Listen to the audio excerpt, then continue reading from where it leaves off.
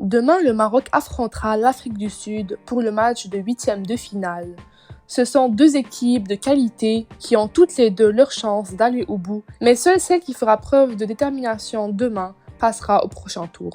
Dans cette vidéo, il sera question de dire mes attentes pour ce match, mon 11 de départ et finalement mon pronostic.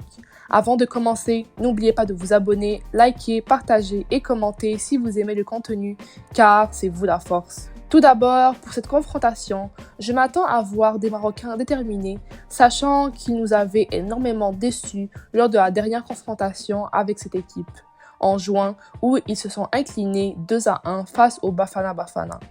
Certes, ce n'était peut-être pas avec notre équipe A, mais tout de même, ce match a été une grande déception, puisqu'on voyait notre équipe manquer de réalisme et de finition. Il va falloir à ce match frapper fort dès le début et déborder de partout sur les Sud-Africains. En phase de groupe, nous n'avons pas été rayonnants et malgré cela, nous avons quand même réussi à passer aux phases éliminatoires. Toutefois, une fois rendu à ce stade, faire des prestations comme celle contre la RDC ou la Zambie, et peut-être même celle contre la Tanzanie sera impardonnable et on se fera punir par les Bafana Bafana.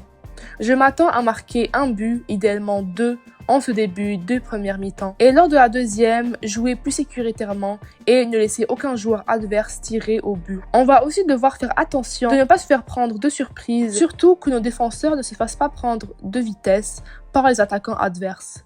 Nos joueurs devront aussi avoir un jeu plus collectif et varié pour ne pas être prévisibles et surtout en ne se basant pas sur les qualités individuelles, mais plutôt collectives. Des joueurs comme Boufal peuvent faire de petits dribbles pour apporter de l'impact et provoquer des fautes, mais ils ne devront pas en abuser au point de délaisser l'efficacité.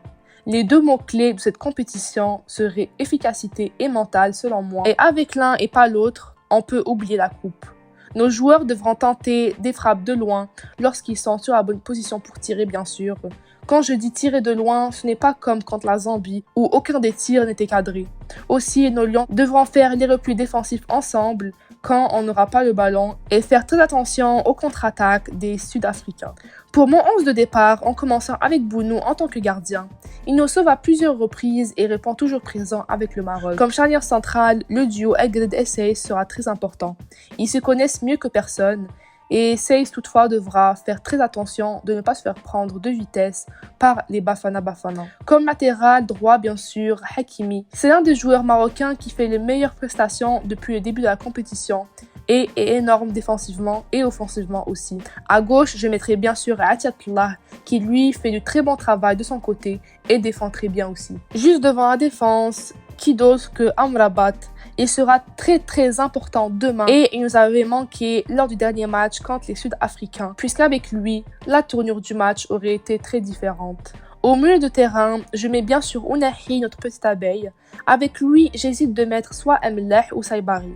Je sais que plusieurs sont retombés contre Amlah lors de sa dernière prestation contre la RDC, moi aussi d'ailleurs, mais il faut prendre en considération les mauvaises conditions dans lesquelles lui et ses coéquipiers ont joué. Malgré ses nombreux déchets techniques, je pense que ça sera le meilleur à mettre pour récupérer les ballons et mettre de l'impact physiquement sur le terrain. Sur l'aile droite, avec l'incertitude de Ziyech due à sa blessure, Regragui avait dit qu'il pourrait débuter le match, mais que la décision sera prise à la dernière seconde.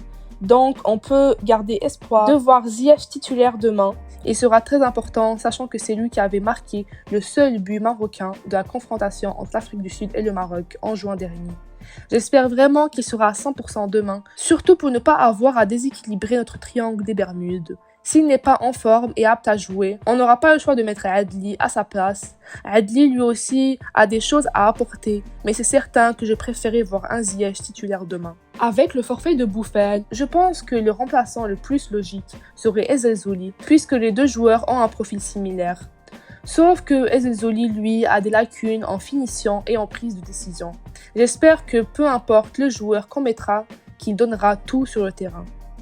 En pointe, je mettrai El Kaabi puisqu'au dernier match, j'ai trouvé qu'il était plus impactant qu'un El Nassri. Il participait au jeu et faisait du pressing. C'est selon moi le meilleur neuf qu'on a pour l'instant. Mon pronostic pour ce match serait un score très serré, soit 2-1 pour le Maroc. Je pense qu'on marquera les 2 buts en premier et que l'Afrique du Sud donnera tout en deuxième mi-temps pour remonter au score et qu'on sera plus fatigué en deuxième mi-temps comme il en a été le cas pour les dernières confrontations. Je pense qu'on va quand même tenir jusqu'à la fin du temps réglementaire avec 2-1. Ce sera un match très intéressant à voir puisqu'à tout moment l'aventure peut s'arrêter là, ce que je ne souhaite bien sûr pas. On devra être efficace et jouer collectivement et intelligemment bien sûr pour ne pas se faire punir par les Sud-Africains.